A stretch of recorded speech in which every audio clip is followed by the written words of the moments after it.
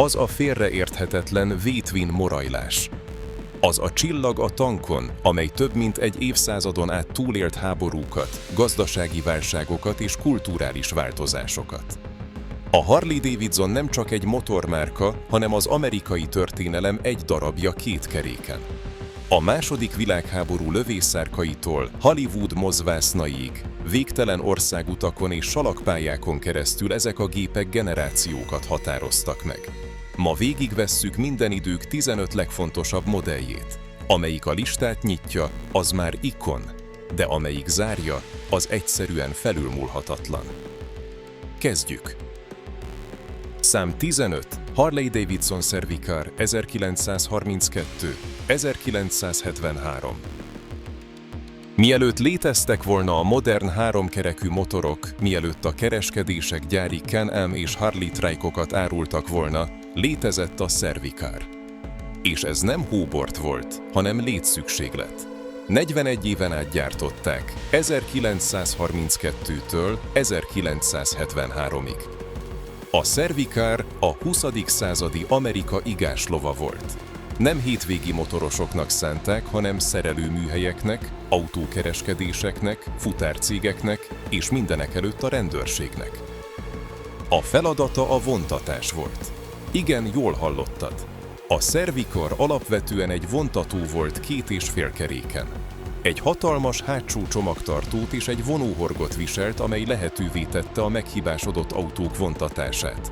Ez brilliáns megoldás volt abban az időben, amikor a motorizált autómentők ritkák és drágák voltak. Motorja egy 45 köbhüvelykes V-twin volt, ugyanaz, amely a korabeli Harley-kat hajtotta, megbízható és egyszerű. De a legérdekesebb a hátsó futóműve volt. 2 kereke volt hátul, igen, de nem hagyományos tricikli volt. A hajtás differenciálműves volt, és a hátsó kerekek olyan közel voltak egymáshoz, hogy alig hagytak dupla nyomot. Ez stabillá, manőverezhetővé és mindenekelőtt praktikussá tette a napi munkához. Évtizedeken át a Cervicar kisvállalkozások ezreinek munkaeszköze volt. Amikor pedig a rendőrség rendszeresítette, a rendfenntartó erők ikonjává vált, számtalan korabeli filmben és fényképen feltűnve. A Cervicar nem versenyzésre vagy a bár előtti villogásra való motor. Ez a gép a munkáról, az izzadságról és a megélhetésről szól. Ebben a kategóriában pedig kevés gép volt ennyire fontos. Gyártása több mint 40 évig tartott, ami olyan rekord, amelyet kevés Harley tud utolérni. És bár ma a nagy közönség már elfeledte, öröksége tovább él minden egyes strike-ban, amit az utakon látsz. A Cervicar volt az első, amely bebizonyította, hogy a Harley nem csak álmokat, hanem szerszámokat is épít. Ezért érdemel helyet ezen a listán. Szám 14. Harley-Davidson Street 750. Amikor a Harley-Davidson rájött, hogy ügyfelei elkezdenek őszülni, a fiatalok pedig másfelé nézegetnek, eldöntötték, hogy valaminek változnia kell. A válasz a Street 750 volt, egy motor, amelyet kifejezetten a városi aszfalt meghódítására és egy olyan generációnak terveztek, amely sebességi játékokon és japán motorokon nőtt fel. 750 köbcentiméteres Revolution X motorja folyadékhűtéses V-twin volt, ami a puristák számára szentségtörésnek számított, de a nagyvárosi forgalomban való túléléshez elengedhetetlen volt. Az elektronikus befecskendezés és a könnyen kezelhető tengelykapcsoló még azok számára is elérhetővé tette, akik soha nem ültek motoron.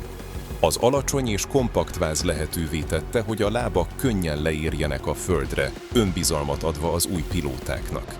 A kritikusok azzal vádolták, hogy nem igazi Harley, mert más a hangja és más a viselkedése.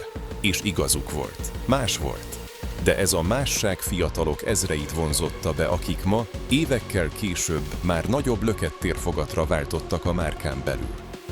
A Street 750 nem a legkeresettebb vagy a legerősebb modell volt, de teljesítette küldetését. Megnyitotta a Harley világ kapuját azok előtt, akik korábban soha nem fontolgatták volna, hogy átlépjenek rajta. Szám 13. Harley-Davidson Sportster Iron 883. Ha a Street 750 volt a belépő kapu, akkor az Iron 883 volt az ostromkosár, amely ledöntötte az előítéleteket. 2009-ben érkezett a Dark Custom család részeként, és filozófiája olyan egyszerű volt, mint amilyen hatásos. Teljes sötétség. Semmi króm, semmi csillogás, minden fekete, a motortól a kormányig, egészen a kerékküllőkig. Az Iron 883 a motorosok egy új generációjának állásfoglalása volt, akik olyan motort akartak, amivel rossz fiúknak tűnhetnek anélkül, hogy egy vagyont költenének egyedi átalakításokra. 883 köbcentiméteres léghűtéses Evolution motorja ugyanaz volt, amely már évtizedek óta bizonyította megbízhatóságát, de most gyászruhát öltött. A nyújtott formaú tank, az egyszemélyes ülés és az alacsony kormány agresszív testhelyzetet teremtett, olyat, amely a kanyarok keresésére ösztönöz, nem pedig a menekülésre előlük. Az Iron 883 tökéletes alappá vált a testre szabáshoz. A kiegészítő katalógusok megteltek alkatrészekkel, hogy még sötétebbé, még alacsonyabbá, még egyedibbé tegyék. Mindezt anélkül érte el, hogy a leggyorsabb lett volna, mert varázsa nem a számokban, hanem a kisugárzásában rejlett. Szám 12. Harley-Davidson V-Rod FAS RS CA 2002. 2002-ben a Harley-Davidson olyasmit tett, amire senki sem számított. Szövetségre lépett a Porsche-val egy teljesen új motor megtervezésére. Az eredmény a V-Rod V RSCA lett, egy motor, amely ketté hasította a márka történelmét. Revolution motorja egy 1131 köbcentiméteres, folyadékhűtéses V-twin volt, dupla felülfekvő vezérműtengellyel és hengerenként 4 szeleppel, amely 115 lóerős teljesítményt produkált. Ez egy Harleyhoz képest brutális volt. A Porsche mérnökei több mint 3000 órát töltöttek a folyadékhűtéses rendszer tökéletesítésével, biztosítva, hogy a motor magas fordulatszámon is zökkenőmentesen működjön. A Bonneville-i sebességteszteken a V-Rod gyári állapotban elérte a 228 km/h sebességet, egyértelművé téve, hogy nem egy hétköznapi cruiserről van szó.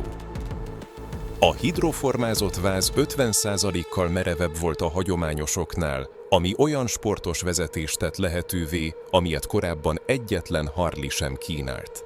A polírozott alumínium lengővilla úgy nézett ki, mintha egy versenymotorról vették volna le. A puristák gyűlölték. Azt mondták, nincs Harley hangja, nem vibrál eléggé, és túl gyors. És igazuk volt. A V-Rod nem egy szokványos Harley volt, hanem egy kísérlet, egy guruló laboratórium. Idővel azonban gyűjtői darabbá vált, annak bizonyítékává, hogy Milwaukee képes volt a nyers erő nagyligájában játszani, amikor csak akart. Szám 11. Harley-Davidson Dyna Lowrider 1977. Az 1970-es évek zaklatott időszak volt az Egyesült Államok és a Harley-Davidson számára is. A japán konkurencia szorongatott, a márkának pedig szüksége volt egy motorra, amely megszólítja a motorosok új generációját. Így született meg a Dyna Lowrider 1977-ben. Ez volt az első Harley, amely a magas kormányt alacsony üléssel kombinálta, megteremtve azt a laza, mégis tekintélyt parancsoló testhelyzetet, amelyet ma automatikusan az amerikai custom gépekkel azonosítunk. 1840 köbcentiméteres shovelhead motorja nem a legerősebb volt, de megvolt benne az a jellegzetes lüktetés, amelybe a Milwaukee-i hangszerelmesei azonnal beleszerettek. A Dyna váz a Silent blokkos motortartó rendszert vezetett be, amely csökkentette a pilótára átvitt vibrációkat, ami jelentős előrelépés volt abban a korban. Az öntött könnyű fémfelnik, ami akkoriban ritkaságszámba ment, modernebb és agresszívabb megjelenést kölcsönöztek neki a hagyományos küllősekkel szemben.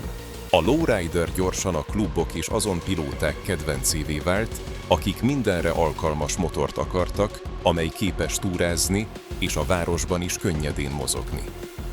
Hatása évtizedekig érezhető volt, és az első lowrider szelleme tovább él a mai Dyna modellekben. Szám 10. Harley-Davidson Road King, 1994. Néha a legjobb a jó ellensége, és amikor a jó az Electra Glide, akkor annak letisztultabb változata nem is lehetne más, mint a Road King. 1994-ben érkezett, és ajánlata olyan egyszerű volt, mint amilyen brilliáns.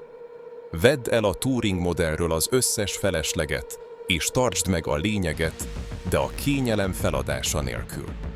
A Road King egy nagy túramotor vázát és stabilitását kínálta, de tisztább, klasszikusabb esztétikával.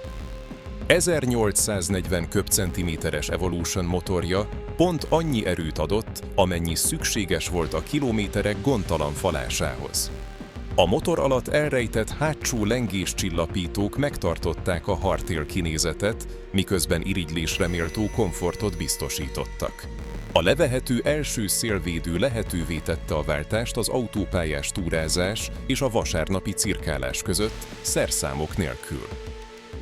A Road King azok választása lett, akik tudták, mit akarnak, akiknek nem volt szükségük 400 wattos rádióra vagy szekrényméretű hátsó dobozra, csak ők, az út és a V-twin morajlása. Az ország rendvédelmi erőinek fele járőrmotorként rendszeresítette a manőverezhetőség és az ellenálló képesség tökéletes egyensúlya miatt. A Road Kingnek ugyanis nem kellett kiabálnia ahhoz, hogy érvényesüljön. Szám 9. Harley-Davidson XR 750, 1970. Ha van motor, amely a Harley-Davidson nevet a dobogók legfelső fokára emelte, az az XR 750. 1970-ben született az AMA Dirt Track bajnokságra, és amit elért, az példanélküli. Amikor a versenyszabályok 750 köbcentiméteres motorokat tettek lehetővé, a Harley mérnökei nem elégedtek meg egy meglévő terv módosításával. Egy versenyképet alkottak az alapoktól. Az alumínium hengerfejes és hengeres V-twin motor forradalmasította a dirt tracket. Súlyt vesztett, javult a hűtése, és lehetővé tette a fordulatszám növelését 7700 fordulat per percig anélkül, hogy szétrobbant volna. A váz geometriája a 27 fokos villaszöggel olyan agilitást biztosított a földes kanyarokban, amivel maga mögött hagyta a konkurenciát. Amikor Evel Knievelnek motorra volt szüksége a lehetetlen ugrásaihoz, nem habozott. Az XR 750-et választotta. És nem véletlenül. 45 méteres repüléseket bírt ki zökkenőmentesen. Az XR 750 eredménylistája döbbenetes, 29 AMA nemzeti bajnoki cím. Olyan rekord, amelyet ma évtizedekkel később sem tudott senki utolérni. Szám 8. Harley-Davidson Pan America 1250. Aztán eljött 2021, és a Harley-Davidson ismét olyasmit tett, amire senki sem számított. Bemutatta a Pan America 1250-et, egy adventure motort. Igen, egy terepmotort a Milwaukee-i csillaggal a tankon. A puristák ismét a hajukat tépték, de a valóság az, hogy a Pan America hirtelen a piac egyik legjobb adventure motorjává vált. 1252 köbcentiméteres Revolution Max motorja mérnöki remekmű volt. Folyadékhűtés, 4 szelepes hengerfejek és olyan teljesítményleadás, amely semmiben sem maradt el az európaiakétól. 150 lóerő. Ez olyan szám, amelyet kevés adventure gép tud felmutatni. De az igazán innovatív az első felfüggesztés volt, egy rendszer, amely lehetővé tette a motor magasságának menet közbeni állítását. Szó szerint. Leengedhetted a Pan Amerikát, amikor megálltál, és megemelhetted, amikor elindultál, mindezt egy gombnyomással. A vezetési módok, az érintőképernyők és a legmodernebb elektronika bebizonyította, hogy a Harley nem csak klasszikus motorokat, hanem a jövő gépeit is tudja építeni. A Pan America nem kísérlet volt, hanem hadüzenet, és a piac válaszolt. A készletek elfogytak. A kereskedésekben várólisták alakultak ki. A Harley bebizonyította, hogy bármely szegmensben képes versenyezni és nyerni. Ha ez a 7 gép kijelölte az utat, várd meg, amíg megismered azokat, amelyek előtte és utána korszakot jelöltek a vállalat történetében. Azokról beszélünk, amelyek megmentették a márkát, amelyek meghódították a világot, és arról, amely halhatatlan pop-ikonná vált. Ez már komolyra fordul. Szám 7. Harley-Davidson Duoglide, 1958. 1958-at írtunk, és a világ gőzerővel változott. A rádiókból rock and roll szólt, a fiatalság a szabadság új formáit kereste, az amerikai utak pedig megteltek utazókkal. A Harley-Davidsonnak lépnie kellett, és megalkotta a Duoglide-ot. A név mindent elárult. A márka történetében először egy motort gyári hátsó felfüggesztéssel szereltek fel. Ami ma természetesnek tűnik, az 1958-ban forradalom volt. A mérnökök 3 évet töltöttek egy hidraulikus lengéscsillapítós rendszer tökéletesítésével, amely teljesen átformálta az utazási élményt. Hirtelen a kátyús utak már nem jelentettek kínszenvedést. Az alumínium hengerfejes penhead motor kenése és vezérlése fejlődött, így megbízhatóbb és simább járású lett. A szintén hidraulikus hátsó fékek olyan megállási képességet biztosítottak, ami addig elképzelhetetlen volt. A Duoglide nem csak kényelmesebb, hanem biztonságosabb is lett. Az amerikai utazók a tökéletes eszközként fogadták el az ország átszeléséhez. Több ezer kilométeres túrákat kezdtek szervezni, és a Duoglide bebizonyította, hogy mindenre képes. Megváltoztatta a motorról alkotott képet, hétvégi járműből valódi túragéppé tette azt. Szám 6. Harley-Davidson Electra Glide, 1965. Ha a Duoglide elhozta a kényelmet, akkor az Electra Glide elhozta a civilizációt.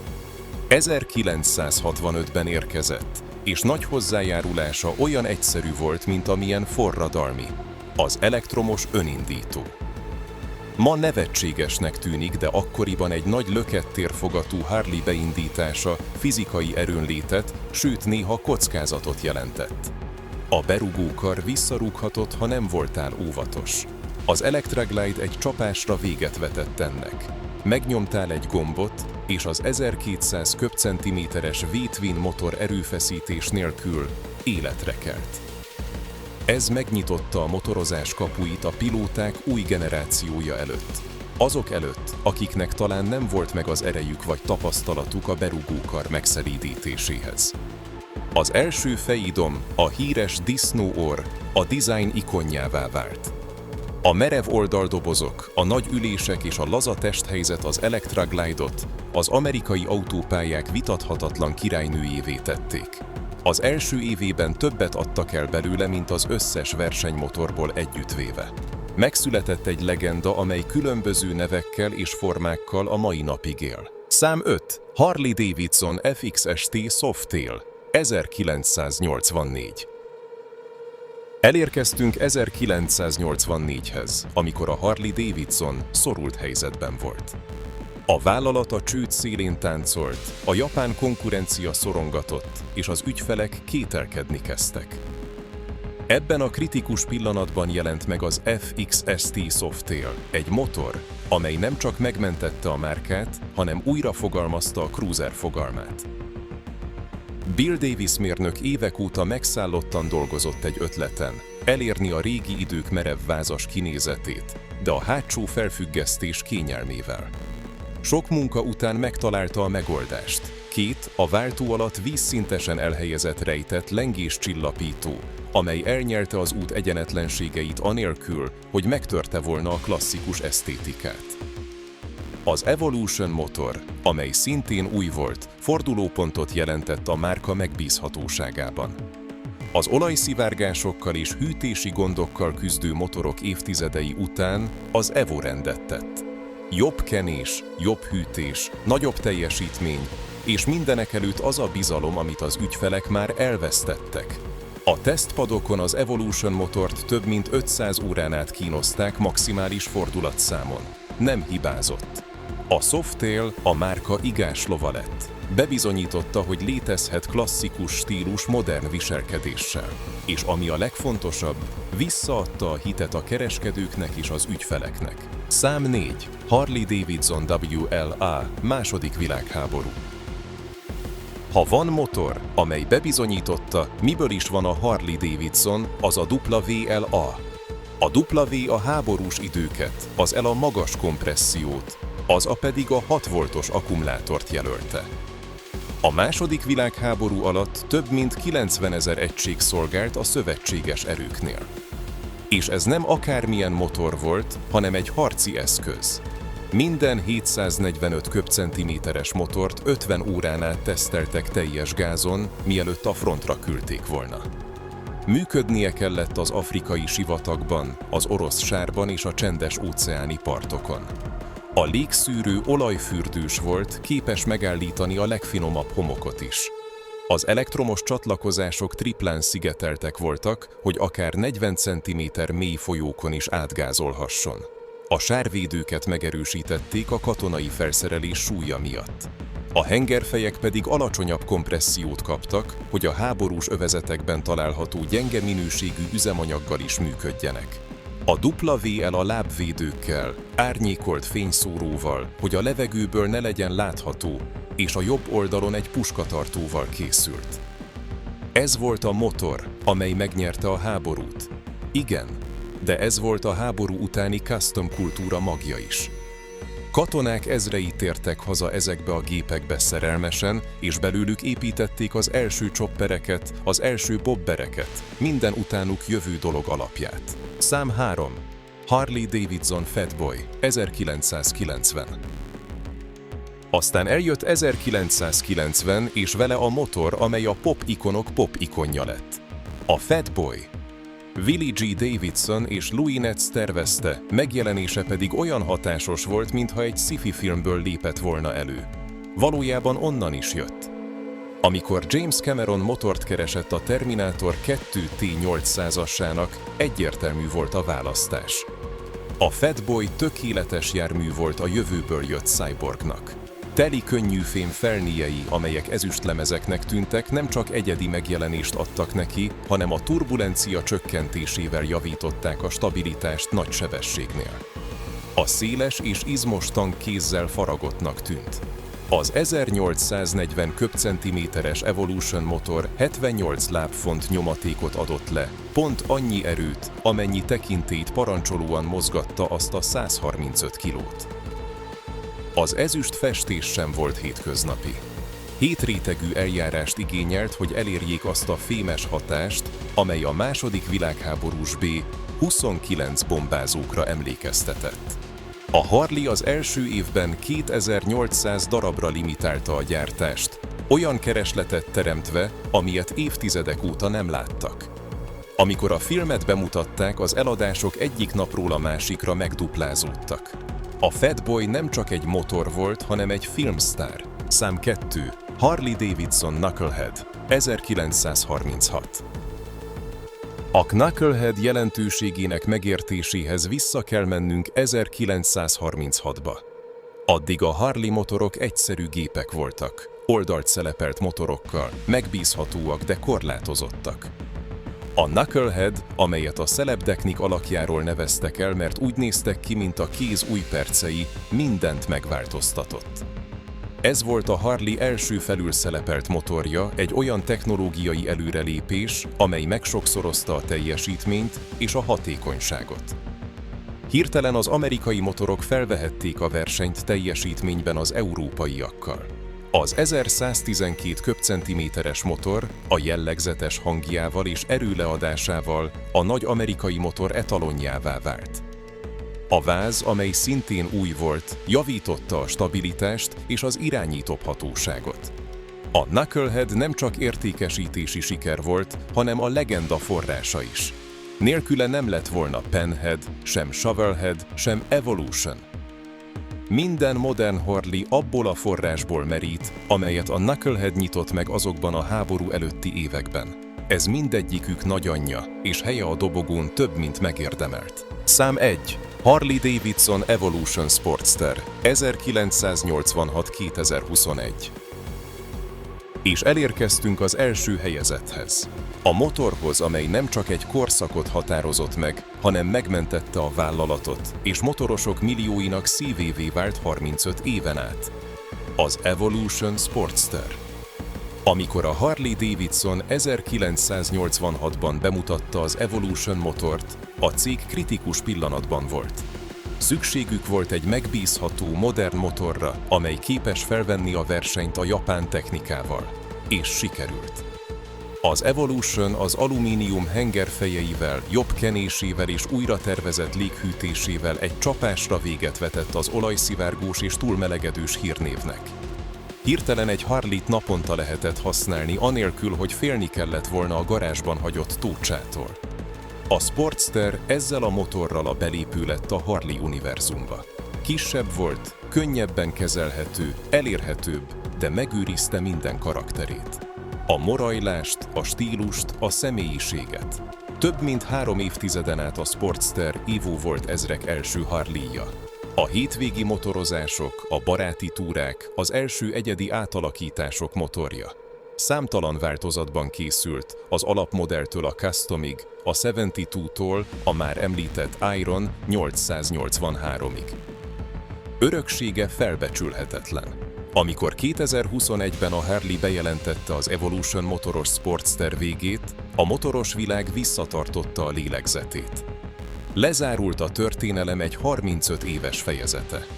A Sportster Evo nem csak egy motor, hanem az élő bizonyítéka annak, hogy a Harley-Davidson képes volt megújulni, túlélni és kapcsolódni a motorosok lelkéhez.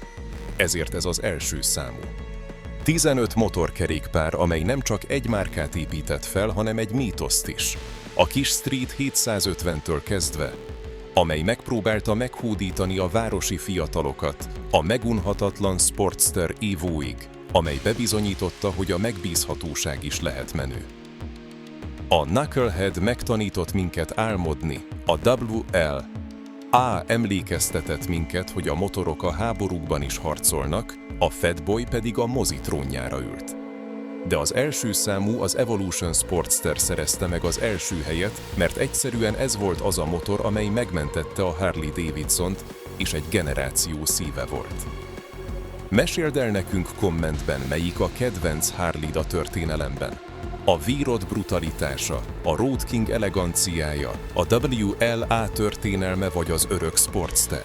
És ha a V-Twin dübörgése folyik az ereidben, iratkozz fel, mert az út soha nem ér véget.